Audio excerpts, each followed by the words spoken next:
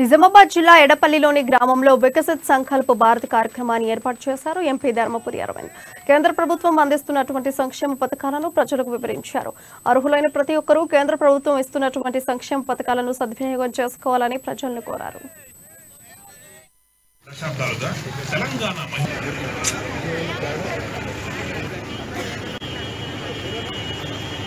మనము బియ్యాన్ని పొందుతూనే ఉన్నాం. 99% అందరూ. సో 800 మెంబర్స్ అయినారు ఆల్రెడీ. 700 ఎప్పుడు డిస్పాచ్ చేస్తారు? So already they are eligible to avail.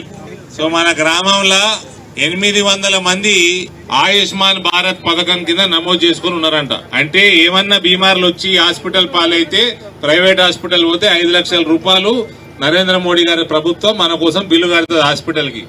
Ayushman Bharat పథకంలో నమోదు చేసుకున్న వాళ్ళు ఉన్నారా? ఐడా చేతులెత్తుని జరా ఉన్నారా అమ్మ? లేనోళ్ళు కూడా నమోదు చేసుకోండి. రేషన్ కార్డు ఉన్న వాళ్ళందరూ చేసుకోవచ్చు. మీకు 5 లక్షల బీమా, ఆరోగ్య బీమా కూడా వస్తుంది. లేనోళ్ళు నమోదు చేసుకోండి. ఇప్పుడు ఆవాస్ యోజన ఇండ్లు అయితే అందరికి కావాలి కదా. మన కొత్త ఇల్లు కావాలి. ఇల్లు ఆవాస్ యోజనలో నమోదు చేసుకోండి. ఆ ప్రభుత్వము ఈ ప్రభుత్వం ఏ ప్రభుత్వం కట్టినా 2 లక్షల రూపాయలు నరేంద్ర మోడీ గారు ఇస్తారు. అది తీసుకొనే కడతారు.